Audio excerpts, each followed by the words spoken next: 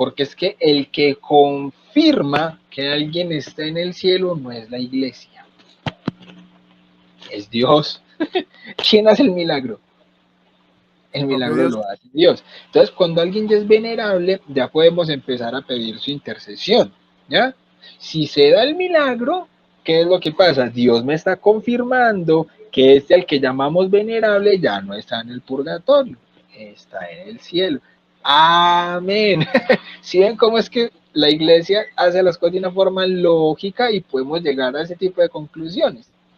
Vamos a tratar de explicar esta parte en orden. Ustedes saben que a mí me gusta ir como en orden para poder ir comprendiendo todo. Porque aquí yo simplemente podría decirles, no, es que el proceso se trata de 4 punticos, es listo, se acabó. Lo mismo que en todas partes se dice, pero que muchas veces quedamos con dudas, con lagunas. Bueno, pero ¿eso qué significa? ¿Esto por qué? ¿Esto de qué manera hay que entenderlo, cierto? Entonces, ¿cómo es el proceso de canonización en la Iglesia Católica? Vamos a arrancar por un punto muy clave y es entender, hombre, ¿para qué canonizar santos? ¿Por qué canonizar santos? ¿Cierto? A ver, muchos normalmente se preguntan, ¿por qué la Iglesia hace esto? No bastaría simplemente con saber que está en el cielo y ya, ¿cierto? Pero pues no, resulta que esto también tiene una conexión desde la misma Biblia. Resulta que en Hebreos capítulo 12 versículo 1 se nos habla de una nube de testigos, ¿ya? Así que la Iglesia está reconociendo que tenemos ejemplos vivos, porque Dios es un Dios de vivos, no un Dios de muertos, ¿cierto? Entonces, desde el mismo sentido común, mis queridos hermanos, pónganse a mirar. Cuando un deportista logra algo muy grande, ¿qué es lo que pasa? La sociedad lo pone como modelo, ¿cierto? Le dan medalla, le dan trofeo, ¿cierto? Por ejemplo, como acá en Medellín, a Nacional, que le dicen el rey de copas, ¿pero por qué? Porque obviamente gana y gana y gana y gana y gana, ¿cierto? O sea, José sabe que es así. Cuando un equipo gana y gana y gana, entonces obviamente la sociedad se lo reconoce.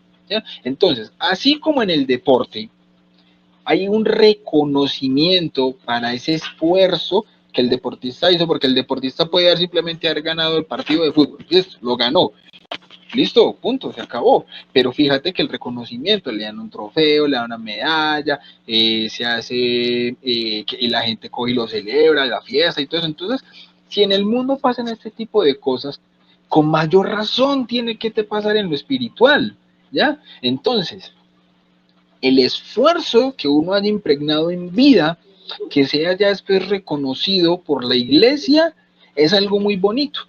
Entonces, canonizar no es inventarnos santos porque sí, es reconocer lo que Dios ya ha hecho en alguien. Ojo, les repito, a que tomen nota ahí, el que lo quiera escribir o el que lo quiera aprender en el corazón. Canonizar no es inventar santos, es reconocer lo que Dios ya ha hecho en alguien. ¿Listo? ¿Vamos bien hasta ahí? William, Entonces, eso que dices es impresionante porque muchas veces se cree de manera errada que la iglesia dice, ahora la iglesia se inventó dos nuevos santos. Y no, no, no, no. Es como cuando dicen, no, es que la iglesia se inventó que el evangelio de Mateo es palabra de Dios. No, no, no, no, no. La iglesia reconoce lo que Dios ya ha hecho. Repíteme la frase que la voy a dejar en el chat. Canonizar es claro, reconocer lo que Dios ya ha hecho. canonizar no es inventar santos, es reconocer lo que Dios ya ha hecho en alguien. Uf, tremendo. Ahí está, se los dejamos para que la anoten. 100 veces escriban. Canonizar no es inventar santos, es reconocer lo que Dios ya ha hecho en Muy alguien. bien, entonces, ¿cuándo y cómo empezó a usarse dentro de la iglesia el san o el santo? ¿Cuándo empezó a ponérsele ese apelativo a alguien? ¿Eso cómo empezó? Pues resulta que el origen es bíblico, más Biblia. Entonces el que dice, la iglesia que se inventa esto y que se inventa lo otro. Y fíjense que esto que hemos hablado hasta este momento ha sido Biblia. Ha sido, ¿por qué? Basados en la Biblia. Entonces resulta que el término santo es de origen bíblico. Ustedes saben, mis hermanos, que en la Biblia el Antiguo Testamento fue escrito en hebreo y el Nuevo Testamento en griego, ¿cierto? Es en hebreo la palabra separado o consagrado a Dios significaba precisamente eso, el Kadosh, en hebreo, Kadosh, que era santo, separado o consagrado a Dios. En griego era agios, santo o apartado.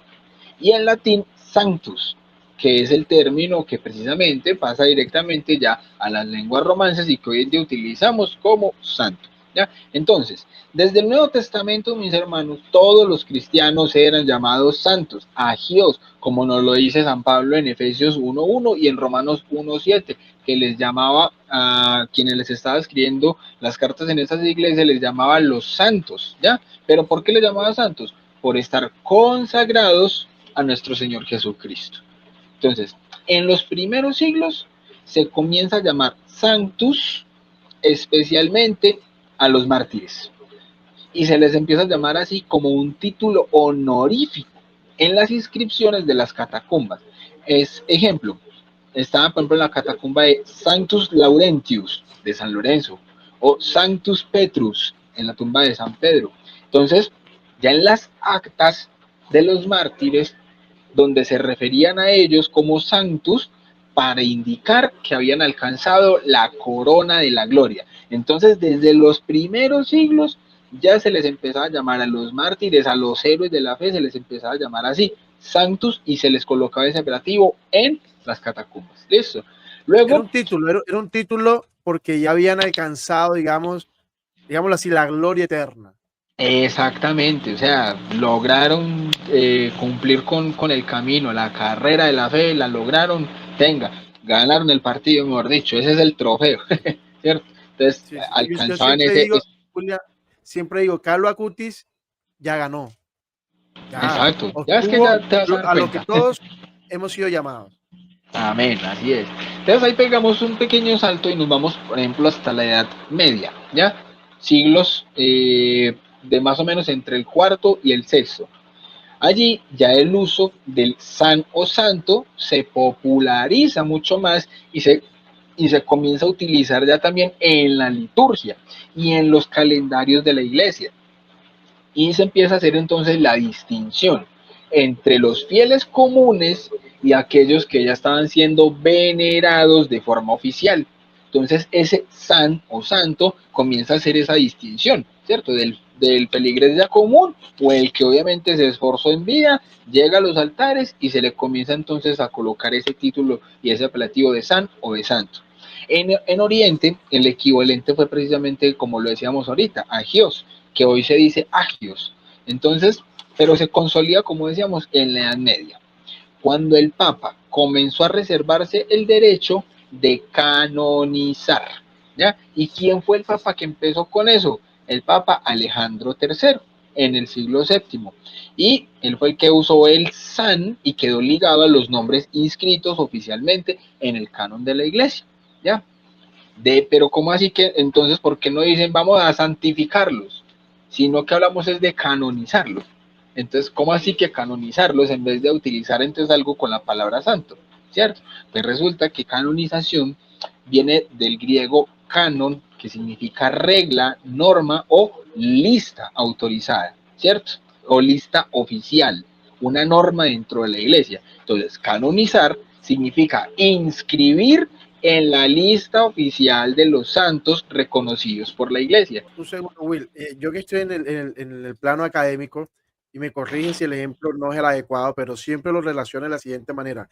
El estudiante entra a alguna carrera, un programa, imagínate, ingeniería mecánica, estudia 5 años, termina todo su pensum académico, todas las materias, termina la tesis, que llaman, sustenta la tesis, ya terminó la ingeniería, pero le hace falta la ceremonia de graduación.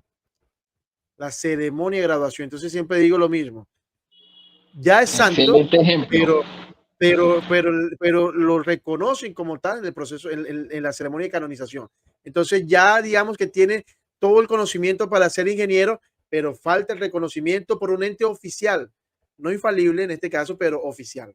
En este caso la iglesia es infalible y es oficial. ¿Vale el ejemplo? Mi hermano, excelente. Qué buen ejemplo, hermano, ahí. Excelente, muy bueno.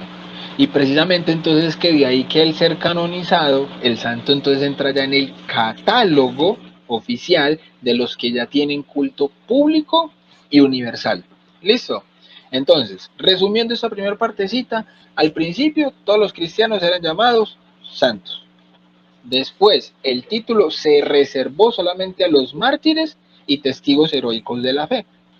Luego, a partir del siglo IV en adelante, ya se empezó a utilizar la palabra san o santo como título honorífico en inscripciones, en la liturgia y en calendarios. Luego, canonización entonces significa meter en la lista oficial a los que obviamente han alcanzado estos honores. Entonces, decir san o santo no es inventar un adorno, sino que es reconocer que esa persona está oficialmente en la lista de los amigos de Dios que la iglesia nos propone como modelos de intercesión. ¿Listos hasta ahí? Ahora, Excelente explicación. resulta que nosotros esto ya lo vimos entonces desde la Biblia, desde la parte histórica, pero es que la William, tradición, sí, mira este a comentario de ver, Manuel, ¿qué dice el hermano el Manuel? ejemplo académico que mira. Además, siguiendo el mismo ejemplo, el reconocimiento de una autoridad es el que da confianza al público de confiar en que puede llamarse ingeniero. En este caso, santo. Y en este caso, una autoridad Exactamente. infalible. Totalmente, mi hermano, así es. Y es que eso es lo que pasó con la iglesia, que lo fue organizando de una mejor manera para que no hubiese ni abusos ni equivocaciones de estar rindiéndole entonces un culto de veneración o oraciones o así al que no sabemos, ¿ya?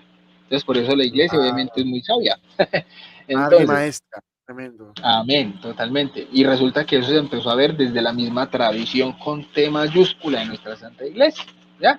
¿Por qué? Porque es que en los primeros siglos no había un proceso formal, ¿ya? El pueblo simplemente veneraba a los mártires, ¿ya? Uy, tal persona murió por la causa y ya es un mártir, ¿ya? Entonces, no. Desde el inicio los cristianos veneraban mártires y santos locales, no porque tal me dijo, tal otro me dijo, no, era porque se conocía, ¿ya? Y se celebraba la Eucaristía sobre sus tumbas o en su memoria. Así era que se hacía desde el principio. Pero ojo, que es que la iglesia no veía esto como una adoración, sino que porque obviamente la iglesia lo entendía como que la adoración era solamente para Dios. La iglesia lo viviera como un honor a los amigos de Dios, ¿ya? Y era un ejemplo para los fieles y por eso se contaban las historias de estos fieles. Entonces, si nosotros no conociéramos, por ejemplo, hoy en día la historia de lo que pasó con los mismos apóstoles, ¿ya? Con los mismos apóstoles, entonces simplemente nos llegó, venga, es que sí, hubo un Jesús, que es Dios, lo crucificaron y resucitó. Venga, pero ¿y qué pasó? O sea, ¿qué pasó alrededor de él? Y cuando nosotros empezamos a ver la historia de los mismos apóstoles, uno se da cuenta, hombre, es que, uy, les tocó también duro, y uy, fueron unos héroes, y uy, qué persecución, y uy, qué ejemplo, ¿ya? Entonces, esos son los santos para nosotros, ejemplos. Entonces, hasta los mismos protestantes saben que hay ejemplos a seguir. Listo. Lo que pasa es que les da sustico llamarle santo, ¿ya? Sí, bueno, hay, Entonces, muchos siguen el ejemplo de Lutero, de Calvino, por ejemplo, ¿no? sí, Ellos también siguen ejemplo. pero no tienen la autoridad para nombrarlos como santos, ni saber si están en el cielo o no. Ellos podrán decir que sí, pero no sabemos, ¿cierto? No tienen esa autoridad de atar y desatar.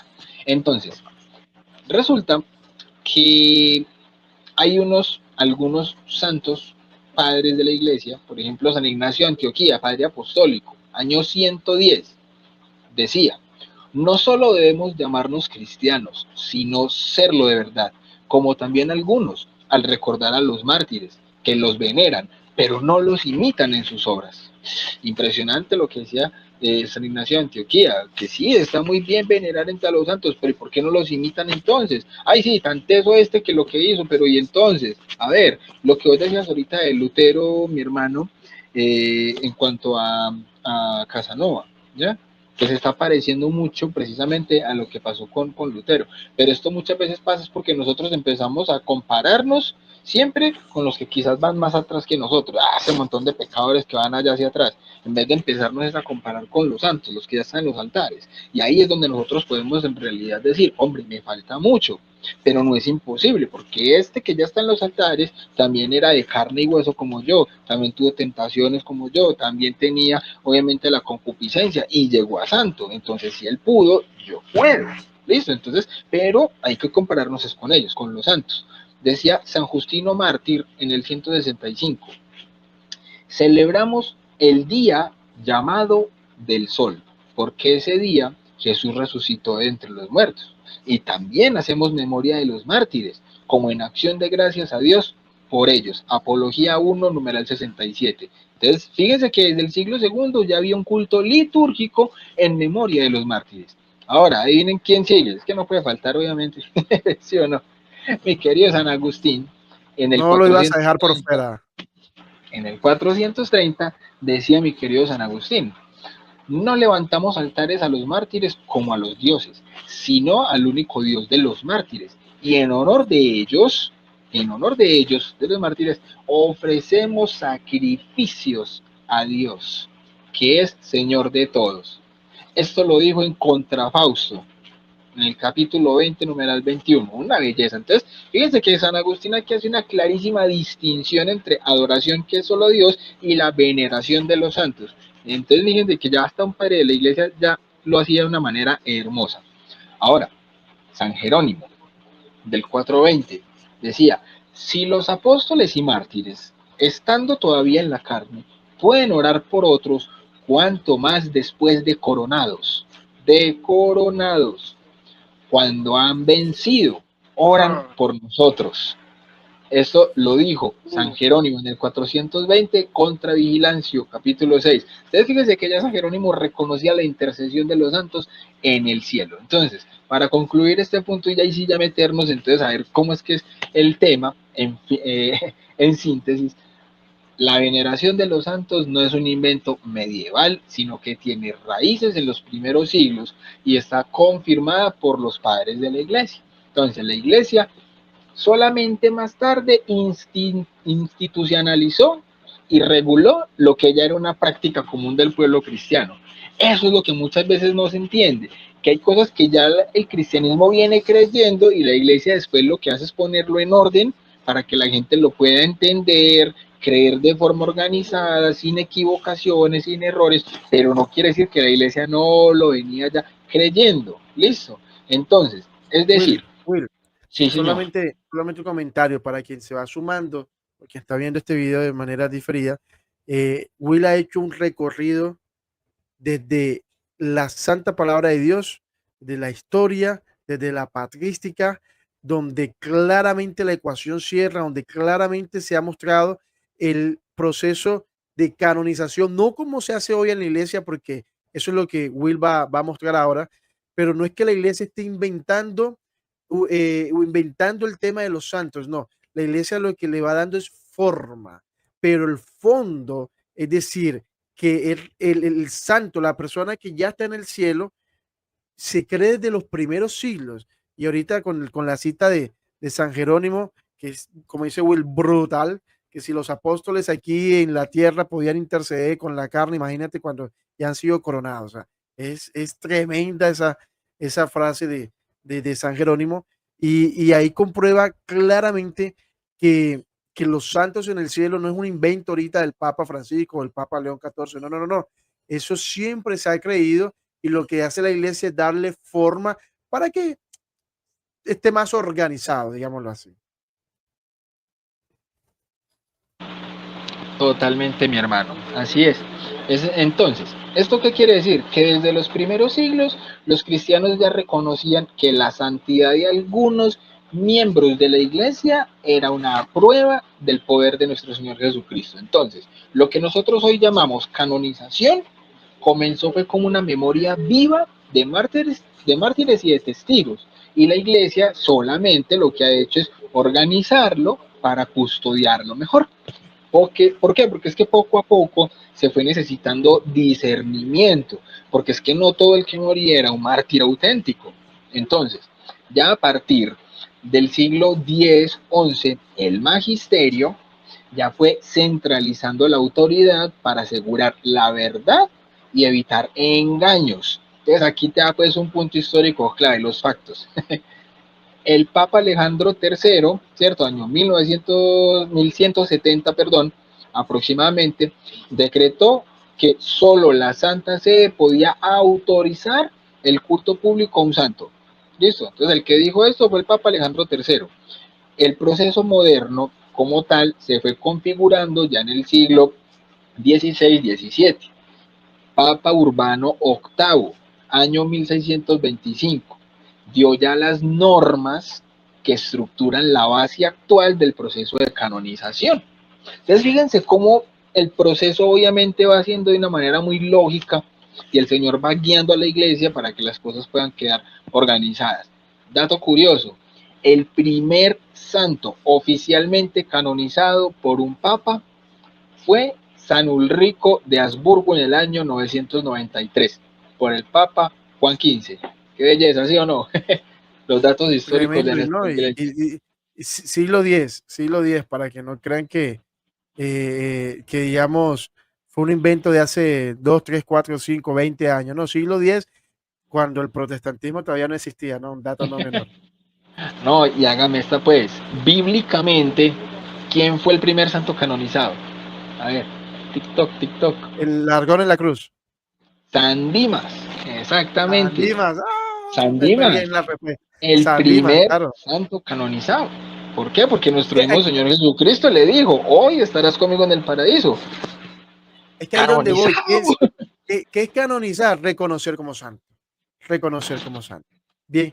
Y Exactamente. en la cruz, el propio Señor ya lo reconoció, le dijo, hoy vas a estar conmigo en el Es más, paraíso. ojo, Listo. ojo, que San Dimas puede haber estado 1 minuto, 2 minutos, 5 minutos en el purgatorio. No sabemos, puede que sí, porque Jesús le dijo, hoy estarás conmigo. Él no le dijo, apenas se muere, inmediatamente va a estar en el paraíso. No, le dijo, hoy. ¿Ya? Y el día ahí todavía era larguito. No sabemos si todavía le tocó terminar de purificar un poquito más o qué. No sabemos. Lo que Pero sabemos es ese que mismo antes día que se acabara el día, ya ya iba estaba a en el estar paraíso. en el paraíso. Así es, amén. Entonces, mis queridos hermanos, con esto vemos que la iglesia no inventó la santidad, la custodia y la reconoce con orden. Listo. Ahora sí, ¿cómo es la estructura actual del proceso? Ya habiendo entendido cómo fue que llegamos hasta acá, ¿cierto? Para que no digan, Sí. es que vea que lo inventan. No, no, no. Por eso a mí me gusta explicar las cosas en orden, organizadito, como lo hace la iglesia, y ahí sí, estructura actual del proceso. Se divide en Bueno, cuatro Will, fases. un minuto ahí. Les invitamos, si tienen preguntas, lo dejen en el chat. También que compartan. Esto es oro puro lo que Will nos está compartiendo en la noche de hoy, de ese proceso de canonización, la clase magistral que nos está dando. Dale like, comparte. Si tienes alguna pregunta, déjala en el chat, que si Will sabe, pues la responderá. Si yo sé, la responde. Y si no, pues no sabemos qué vamos a hacer. Listo. Amén. Y Entonces, así José me decía que explicara esto en 5 minutos. ¿No? no, no, no, no, no, por eso no, tómate el tiempo que todavía nos faltan 5 horas aquí, así que no te preocupes, hermano. Usted que sabe verdaderamente lo que es el tiempo es suyo, hermano. Hágalo. Bien, entonces, la estructura actual se divide en cuatro fases. ¿Listo? Se las nombro y luego se las explico. Fase uno, siervo de Dios. Fase 2, venerable. Fase 3, beato. Fase 4, santo. ¿Listo? Entonces, vamos a empezar. Fase uno, siervo de Dios. ¿Cuándo inicia alguien a ser llamado siervo de Dios? Pues obviamente, primero tiene que haber fallecido, ¿cierto? Y el proceso inicia en la diócesis donde falleció. ¿Ah? Inicia en la diócesis en la que falleció. Entonces allí en la misma diócesis es donde se recopilan los escritos que hablen de las virtudes, testimonios de la persona, fama de santidad. Y ahí es cuando se ha recopilado todo eso y se revisa. El obispo de la diócesis es el que da luz verde. ¿Ya? Es el obispo de la diócesis el que da la luz verde para que pueda ser llamado siervo de Dios. Y hay algunos ejemplos que tenemos, por ejemplo, actuales Antes, conocidos. antes del ejemplo, te hago una pregunta. ¿Es cierto que en ese proceso de fama de santidad, para que se entienda, fama de santidad, te revisan el celular, el computador, es que veías, que tenías por ahí guardadito? ¿Eso es cierto, Will? Pues, hoy, en esta época sí, obviamente hay una No, claro, época claro, claro, hacia atrás obvio, donde obvio. no.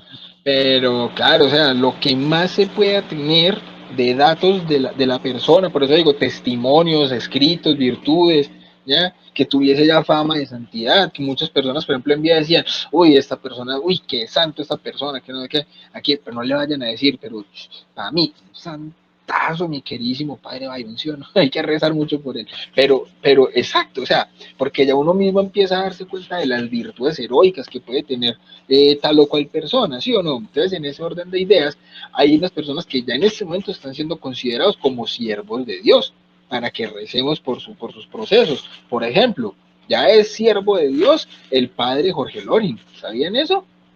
No, Ya el nada. padre Jorge Ah, Loring ah, es siervo de Dios. y ahí te hago otra pregunta, Will. Cuando ya se reconoce como siervo de Dios, ya se tiene certeza de que esa persona está en el cielo. No, Todavía no. todavía no. Ya vamos para allá. Ya le voy a explicar qué más pasa ahí.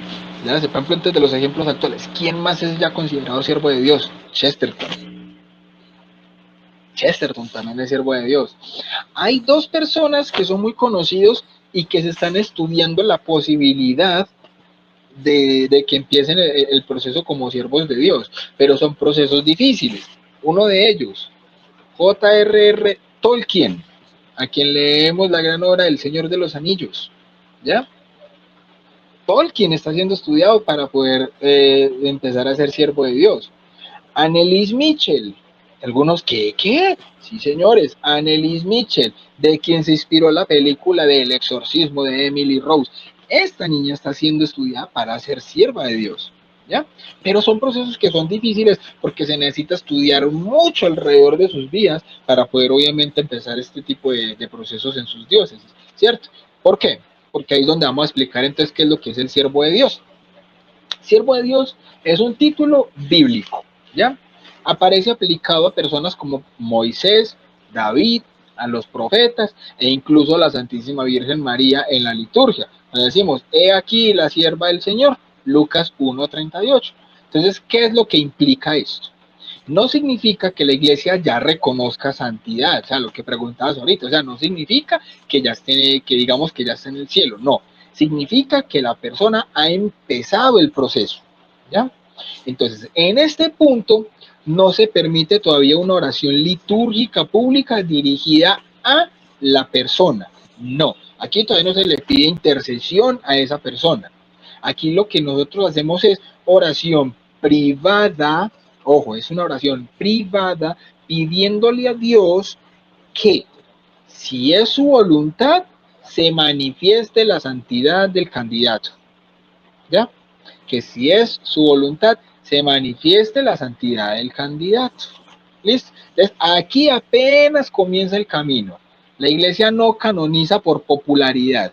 A eso hay que tenerlo muy claro, no que porque fuera muy conocido y entonces esos son los que terminan siendo santos, no necesariamente. La iglesia canoniza es después de una investigación muy seria. ¿Listo? ¿Aquí en donde empezó el proceso? En la diócesis. Fíjense lo que es el proceso en la diócesis. Entonces ya la gente empieza a orar, orar, orar, y la diócesis comienza y manda el caso de este siervo de Dios. ¿A dónde lo manda? A la Santa Sede, ¿cierto? Al Vaticano. Y entonces allí, ¿qué hace? Roma estudia y declara. Si estudiando toda la documentación ven que hacen falta algunos otros datos, los piden y hacen todo lo que hay que hacer.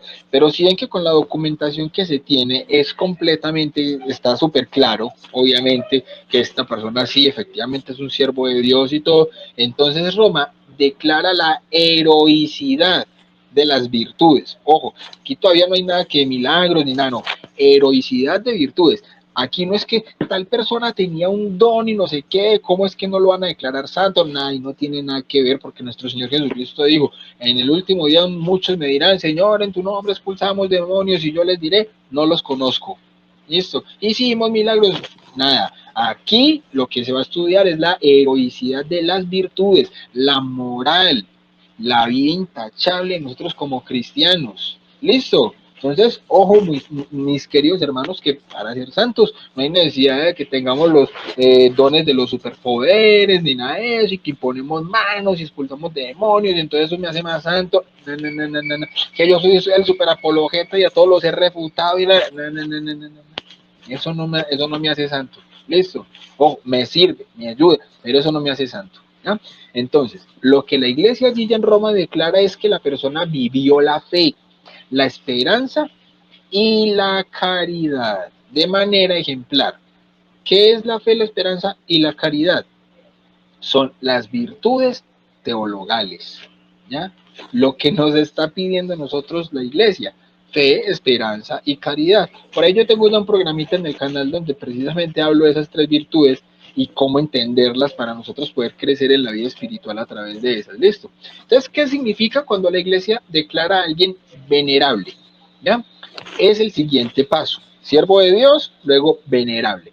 Cuando es venerable, la Congregación para las Causas de los Santos en Roma reconoce oficialmente que la persona practicó las virtudes cristianas en un grado heroico. ¿Y esto qué implica? Implica que la persona vivió de manera ejemplar la fe, la esperanza y la caridad. Aprendas en eso, mis queridos hermanos. Cuando alguien es declarado venerable es porque la iglesia está diciendo que esta persona vivió de manera ejemplar la fe, la esperanza y la caridad, las virtudes teologales, esas tres. ¿Listo? Fe, esperanza y Y, y caridad ahí, de y manera ahí, ejemplar. Will, y ahí ya la iglesia reconoce que está en el cielo o todavía no. Aquí todavía no. Aquí todavía no hay un culto litúrgico público. Pero sí, ojo, ojo, pero sí se autoriza a promover una devoción privada con imprimatur, con estampitas, con novenas, etcétera, pero siempre bajo supervisión. Ejemplo, a Carlo Acuti se le declaró venerable en el año 2018. Aquí hay que entender algo. Aquí ya nosotros podemos decir que está en el cielo, no sabemos, puede que sí, puede que no. Ya nos vamos a ir a la otra parte que es la del beato, pero ¿por qué? En el beato es que vamos a necesitar el tema del milagro, porque es que el que confirma que alguien está en el cielo no es la iglesia, es Dios. ¿Quién hace el milagro? El Propio milagro Dios. lo hace Dios. Entonces, cuando alguien ya es venerable, ya podemos empezar a pedir su intercesión, ¿ya? Si se da el milagro, ¿qué es lo que pasa? Dios me está confirmando que este al que llamamos venerable ya no está en el purgatorio, está en el cielo. Amén. ¿Sí ven cómo es que la iglesia hace las cosas de una forma lógica y podemos llegar a ese tipo de conclusiones? ¿Ya? Pregunta Sí. entonces, desde que se declara siervo de Dios y venerable, se reconoce entonces que la persona ya se salvó, Sí, claro. Sí, sí, ya sí, se sí. salvó. Ya, Puede que esté ya. en el purgatorio, pero ya se Sí, salvó. sí, totalmente. Así, Ok, entonces eso sí. esa parte es clara porque para que todos lo tengamos claro, la Sí, iglesia reconoce siervo de Dios, luego venerable, no reconoce aún que está en el cielo porque Dios es el que lo confirma a través del milagro que Dios hace, pero lo que la iglesia sí reconoce es que la persona, el alma ya se salvó, pero como puede que esté en el purgatorio, nosotros no le pedimos la intercesión a un alma del purgatorio, no a una persona, digamos, en particular que, no, está en el purgatorio porque no sabemos aún. La iglesia todavía no se ha pronunciado, digamos, oficialmente en ese caso. No sabemos si está en el purgatorio o está en el cielo. Lo que sabemos es que se salvó. ¿Es así, Will? claro, ¿por qué? Porque es que cuando alguien es declarado venerable, quiere decir que la heroicidad, o sea, ese heroísmo en las virtudes, no quiere decir que la persona haya sido una persona ya perfecta en todo, no. Quiere decir que vivió las virtudes que vivió, las vivió al máximo en lo cotidiano, pero no quiere decir que nunca se haya equivocado en nada. Entonces no quiere decir que no haya haber podido de pronto tener ocasión de purificación en el purgatorio. Pero como ella es venerable, se le puede pedir intercesión, ¿ya? ¿Por qué? Porque la iglesia está autorizando Ah, ok. ese culto, pero ojo, es autorización de culto privado.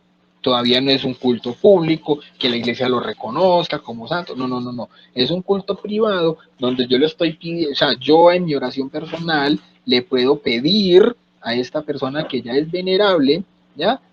Que si por voluntad de Dios ya está en el cielo, me conceda entonces por su Ok. intercesión X o Y milagro. Listo, ojo ahí. Entonces, Entonces en ahí ya venerable, vamos. disculpa, Will, solamente para aclarar, para tenerlo claro, en venerable se puede pedir la intercesión, pero en siervo de Dios aún no. No, en siervo de Dios se le pide al Señor para que avance la causa de la persona. O sea, se le pide a Dios por, no se le pide a la persona su intercesión, sino Exacto, que se le exacto. pide a Dios para que obviamente el caso de la Avance persona la pueda ir causa. obviamente avanzando la causa, que puede obviamente darse el tema de que se declare como venerable más pronto, porque cuando ya es venerable, yo sí puedo hacerle, por ejemplo, una novena y todo eso, que es lo que, por ejemplo, vos hiciste con Carlo Acutis Carlos, y esta cuestión, ¿cierto? La novena, ¿sí o no?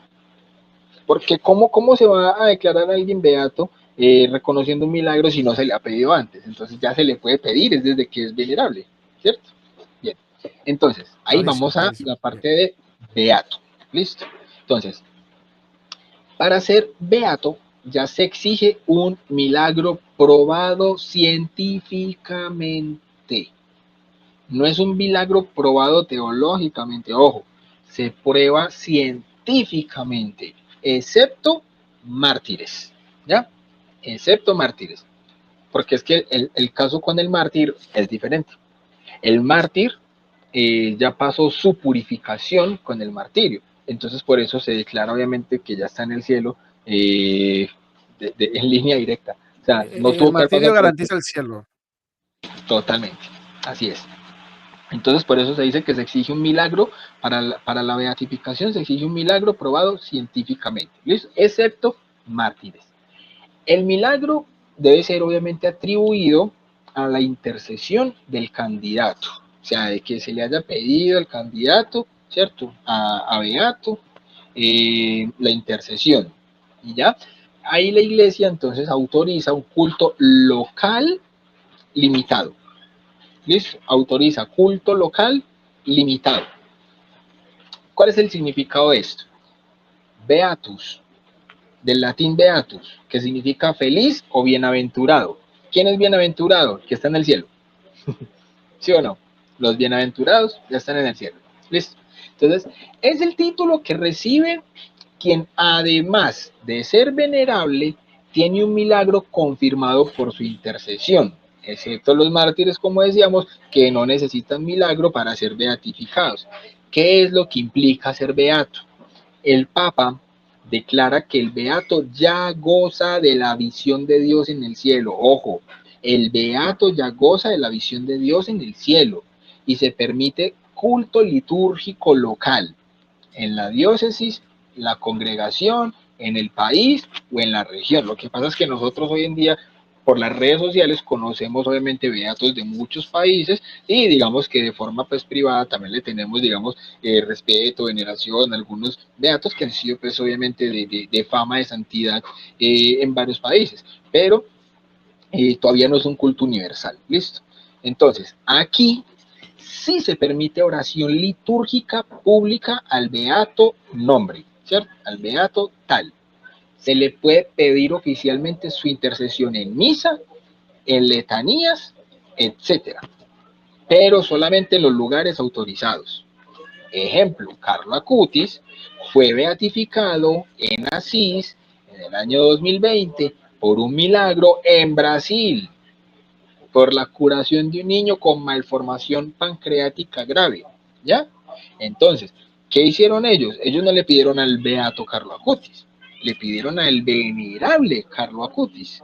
Y el venerable Carlo Acutis les hizo obviamente la intercesión de este milagro en la iglesia. En el momento en el que lo confirma, lo declara el beato porque confirma que el milagro es irrefutable.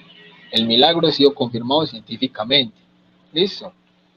Entonces, ya nos vamos ahí al cuarto punto de esto, que ya es solamente, ahora sí, santo, la canonización. Entonces se requiere un segundo milagro, ya no vale solamente con el primero, o sea, el primero fue para declararlo beato, se requiere un segundo milagro, ocurrido después de la beatificación. No puede ser un milagro que haya sido ocurrido antes de la beatificación.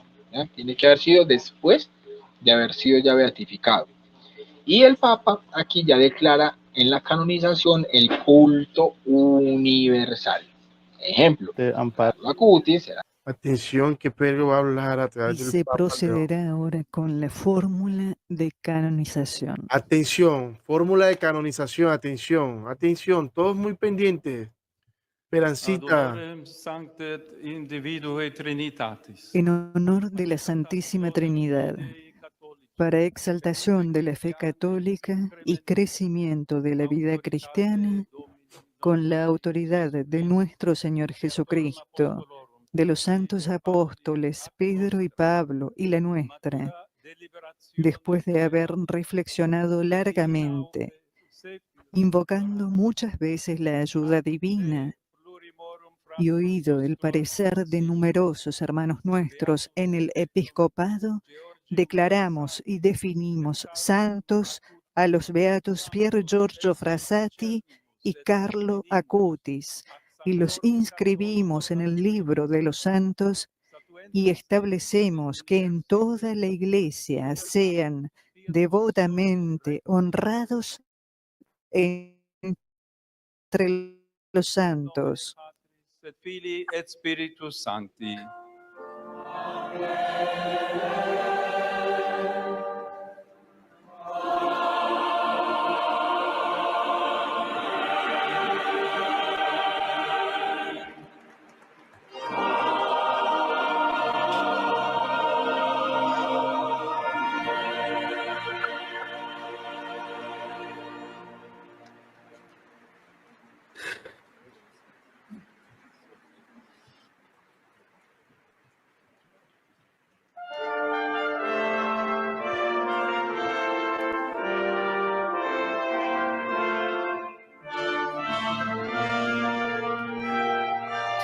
La mamá de Carlo Acutis. 2025. Entonces, gracias a que a la curación de una señora, una mujer en Florencia, en Italia, que fue sanada de un trauma cerebral severo después de un accidente. ¿Listo? Entonces, el milagro, mis queridos hermanos y José, es como la firma de Dios que avala lo que la iglesia está discerniendo. O sea, la iglesia está haciendo ese proceso de discernimiento, pero el que lo confirma es Dios, porque el milagro no lo hace el santo. Al santo usted le pide la intercesión, pero cuando se obra el milagro, entonces es como que Dios le está diciendo entonces al mundo, a través de esa intercesión, de ese milagro, sí, ya lo tengo aquí conmigo, ¿cierto? Hágale, bien puedan. O sea, es la firma de Dios. Entonces, así, la iglesia garantiza que no se propone a cualquiera, sino a modelos que están seguros de su santidad. Entonces, siervo de Dios significa que se investiga. Venerable, que vivió heroicamente. Beato, que ya está en el cielo. Y santo, que toda la iglesia puede invocarlo y seguir su ejemplo. ¿Ya? Caramba, Will, qué clase magistral. Aquí estamos muy atentos y solamente para que el público también aclare esta duda que por ahí alguno puede tener, cuando se canoniza, no quiere decir que a partir de hoy es que está en el cielo, o cuando se beatifica, que fue el 10 de octubre, es que está en el cielo. No, no, no, no. Está en el cielo desde el día, ¿cierto? Digamos que fue salvo, digámoslo así, fue salvo desde el día que murió. Ahí se salvó, ¿cierto? Se salvó desde el día que murió. Solamente que no sabemos si desde que se murió fue directo al cielo o está en el purgatorio. Lo que sabemos es que se salvó. Cuando Dios confirma que esta persona ya está en el cielo, cuando sucede el primer milagro y se beatifica, se beatifica. Ahí Dios le coloca la firma, mis hermanitos, iglesia mía querida, la cual yo fundé y están ahí, fin, ya está aquí conmigo. Ahora, lo que no sabemos es si pasó un tiempo en el purgatorio mientras murió y era venerable y fue siervo de Dios, o si desde que se murió fue directamente al cielo. Eso no lo sabemos y al final del día importa poco si pasó o no pasó, porque lo importante es que Dios ya mismo está diciendo, iglesia mía, les confirmo que está aquí conmigo Por eso hice este milagro. Y pueblo mío, pueblo querido, escuchen a mi iglesia, porque a quien a ellos escuchan, a mí me escuchan. Qué lindo, ¿cierto? Es impresionante. Totalmente, mi hermano. Bueno, y aquí están pues, un par de factos para ir cerrando. Entonces, ¿qué dice el magisterio? Hablamos de la ¿Qué Biblia, dice el magisterio? de la historia, de la tradición y del proceso. Pero, ¿qué dice el magisterio? ¿Cierto? Resulta que en el Catecismo de la Iglesia Católica, numeral 828, al canonizar a ciertos fieles, la Iglesia proclama solemnemente que practicaron heroicamente las virtudes y vivieron en fidelidad a la gracia de Dios. Ahora, el documento del Vaticano II, Lumen Gentium, numeral 50, dice: los santos atraen a los hombres a Cristo por su ejemplo. La canonización es un acto infalible del el Papa Benedicto XIV, en el siglo XVIII, enseñó que las canonizaciones son actos infalibles del magisterio pontificio. Ahora, alguno dirá, los milagros son inventados. A ver, la iglesia tiene un proceso muy riguroso. Médicos especialistas independientes son los que analizan los casos. De hecho, el científico Ricardo Castañón, científico de talla internacional, él empezó trabajando para el Vaticano siendo ateo, investigando precisamente milagros, apariciones, para poder tener desde su ojo científico y escéptico, no, eso no, esto se explica así, así, así, así, así, y con los milagros eucarísticos. Por eso le tocó dar su brazo a torcer y terminó su conversión dándose precisamente investigando los milagros eucarísticos desde la ciencia. Entonces, la iglesia no escoge a cualquier super creyente así para que venga y me lo investigue y ya entre con sesgo. No, para la iglesia entonces mejor que venga usted bien escéptico a investigarlo, ¿ya? Que venga sin sesgos de que cree, no cree, mejor venga e investíguelo usted. ¿Listo?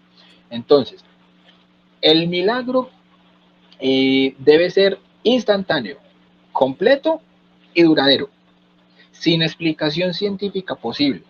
Y ya luego se analiza la relación con la intercesión del candidato. Y finalmente, ya los teólogos y los cardenales aprueban y el Papa confirma. Entonces, ese es el proceso con el tema del milagro. Entonces, el Vaticano tiene uno de los comités médicos más exigentes del mundo.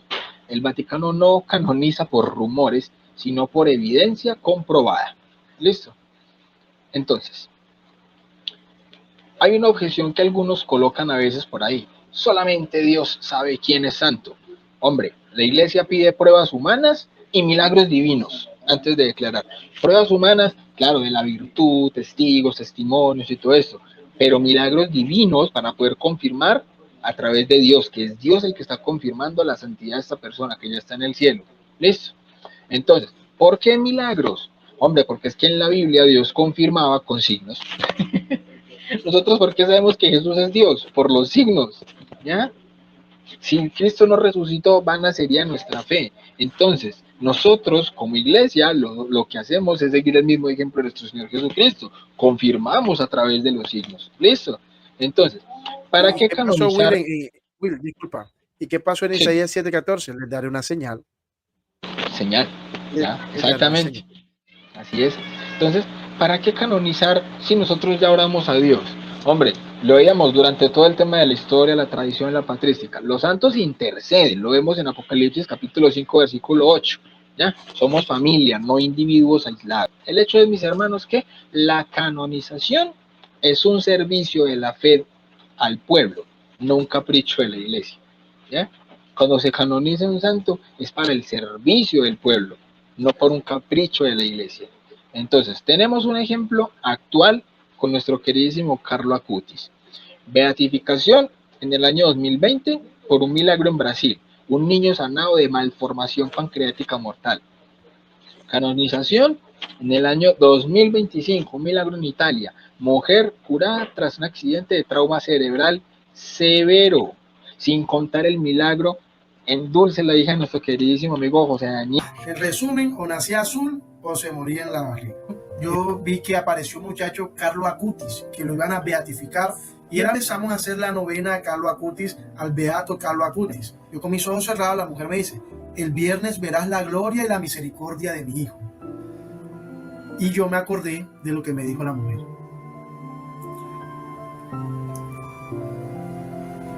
Daniel, que prácticamente le puso un corazón nuevo, una maravilla, una belleza. Entonces, Y Will, y sin contar los múltiples milagros que se han visto, que tú dices, Dios mío bendito, esto no hay explicación. totalmente.